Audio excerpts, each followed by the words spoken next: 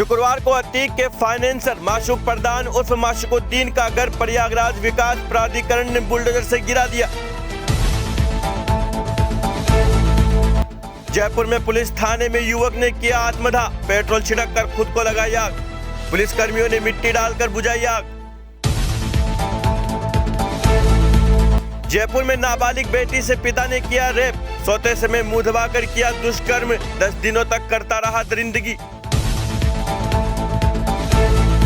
नए आईपीएस की लिस्ट में राजस्थानियों का दबदबा, देश को मिले 200 नए आईपीएस, 27 राजस्थान के, प्रदेश को 6 नए अफसर मिले।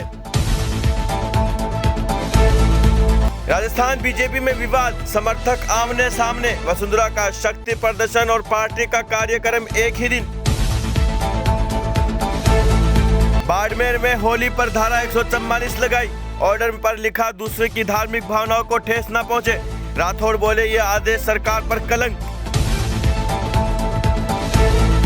मनीष सिसोदिया की आज सीबीआई कोर्ट में पेशी, एससी की फटकार के बाद कल ट्रायल कोर्ट में दाखिल की थी जमानत याचिका।